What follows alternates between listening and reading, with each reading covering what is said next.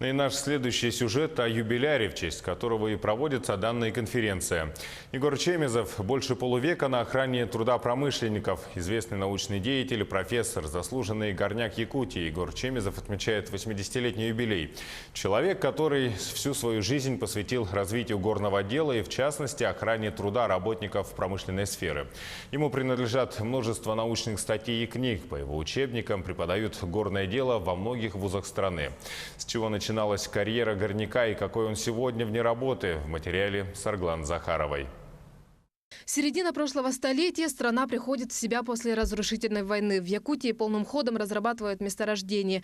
Горняки и шахтеры – популярные профессии, наполненные романтизмом того времени. Старшеклассник Егор Чемезов раз и навсегда влюбляется в эту профессию. Я увидел горного инженера и понравилась его, амуниция, да? Его обмундирование. Красивая такая фуражка, и все это так. И спросил, кто это. Они сказали, это горный инженер. Выбор сделан в 1963 году. Егор уже выпускник Якутского государственного университета. По распределению попадает на угольный разрез в Кангаласах. И почти сразу его направляют на шахты в Джибаре-Кихая на должность заместителя директора шахтоуправления по производству. Однако задержаться на долгий срок там не удалось. Ну, для детей и так далее, для развития и так далее. Здесь все-таки город. Вообще хотел работать. Мне шахта очень понравилась. Работа на горном предприятии мне так понравилась. Но пришлось идти именно семейным. Управляющий трестом мне обещал, что я буду рассматриваем вопрос меня директором шахтоуправления сделать. Мне очень хотелось, но пришлось переехать. Несмотря на всю любовь Егора Николаевича к производству, семья важнее всего. В Якутске он начал активно заниматься научной деятельностью. Работал в Академии наук, Институте физико-технических проблем и горного дела Севера. Защитил кандидатскую диссертацию. Сегодня учебные пособия под его авторством являются основой обучения студентов во многих вузах страны. Но главным своим достижением он считает открытие в Якутском государственном университете новых специальностей по охране труда и безопасности на горном производстве. Я открыл здесь новое направление – безопасность.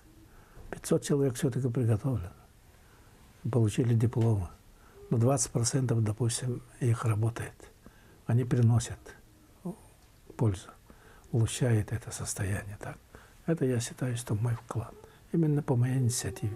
Также трепетно относится опытный горняк ко всем новостям о чрезвычайных происшествиях на производстве. Сегодня предприниматели экономят на безопасности, негодует Егор Николаевич.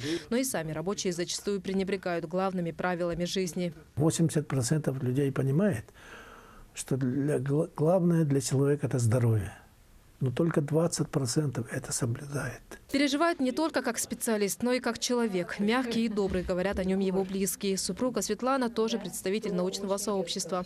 Оба занятые и увлеченные работой, живут вместе уже больше 30 лет. Главное – понимание и уступки, говорит Светлана. Вот с утра до вечера, если у меня свободный день, я дома всегда за компьютером.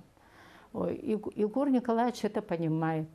Он в это время может и приготовить обед, и приготовить ужин.